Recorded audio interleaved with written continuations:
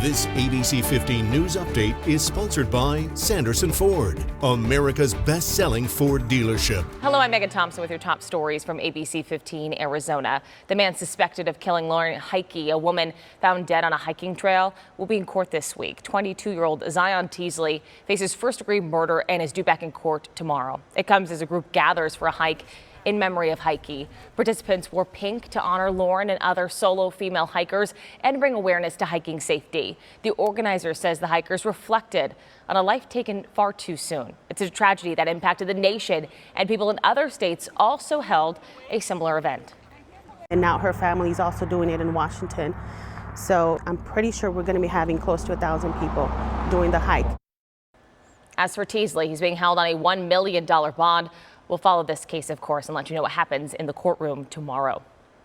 A final farewell for the Metrocenter as demolition and redevelopment approaches. A special event was held on Sunday to remember the site. Last year, Phoenix City Council approved an $850 million revitalization project to turn the mall into apartments, offices, and retail space.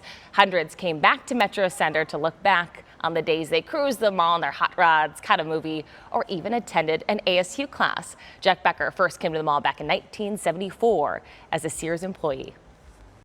It's depressing. This place, I worked here, our kids came here. My son worked for Harkins Theater and was trained here. We've got great memories of this place. But like everything else, it's got to come to an end. Shirts were on sale to remember the site at the event organized by Councilwoman Ann O'Brien. All proceeds going to Phoenix Children's. With the unofficial start of summer just 1 week away, travelers should anticipate long lines through airport security. Kids reporter John Matarese looks at whether speedier options like TSA Precheck or Clear are right for you. It's going to be a busy summer travel season, which should make for some long lines, especially at airport security. So is it worth paying extra for speedier options? Ryan Beckham is a frequent traveler who says she couldn't live without TSA Precheck nowadays. I actually have Clear on top of it, which is even more helpful. Summer Hall is director of travel content for The Points Guy. She says TSA Precheck is worth it even if you travel just once a year.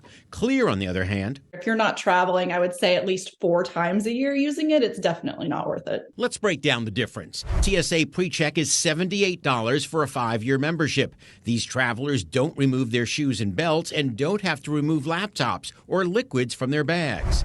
An annual Clear membership, meantime, is $189. Using Clear, you verify who you are using your eyes or a fingerprint. Once verified, you're escorted to the front of the line for security screenings. Summer points out that frequent travelers may want to enroll in both. And with either option, there's always the risk of lines being just as long as the standard security lane. If the day you happen to be flying, you see the shortest line is the one that's just open to everyone, that can and does happen. So take that line in that case. For perks without an expensive membership, Summer says many credit cards cover TSA Precheck or Clear application fees. So check with your credit card provider. Also, a number of airports are rolling out free reservation systems at the security checkpoint. For example, at the Orlando International Airport, which is notorious for long lines. Sure, it costs money, but if you hate waiting in long lines, I definitely think it's worth it. That way you don't waste your money. I'm John Matarese.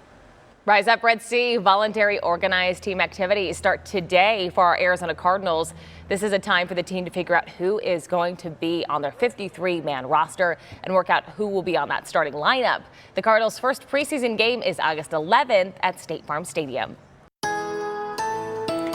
Happy Monday. Time now for that most accurate forecast. I'm meteorologist Iris Hermosillo. A chance for thunderstorms in parts of our state today, mainly in spots like Flagstaff, where we could see some scattered showers or storms by midday and through the afternoon. A very slight chance for rain in spots like Prescott and Sedona, also out in Show Low, but that chance is fairly limited in those areas. It's mainly from about Coconino County, Flagstaff up to the Grand Canyon, where we could see those storms. And tomorrow, a lingering chance for storms. Otherwise, those temperatures will be very consistent across Arizona for the next few days. And for the valley, we're going to stay sunny and dry with steady temperatures all week in the upper 90s to low hundreds. We'll likely reach the low hundreds today. Tomorrow we get a little hotter, low hundreds Wednesday and Thursday. Then we're dipping down into the upper 90s Friday. A storm system approaches from the west by the weekend, but at this point it looks like it'll then move north and won't bring us any rain chances. Instead, highs will be in the upper 90s this upcoming weekend. And for northern Arizona, plenty of sunshine starting midweek. For the latest headlines, weather, and traffic, head to abc15.com or download that free ABC15 mobile app. This ABC 15 News Update is sponsored by Sanderson Ford, America's best-selling Ford dealership.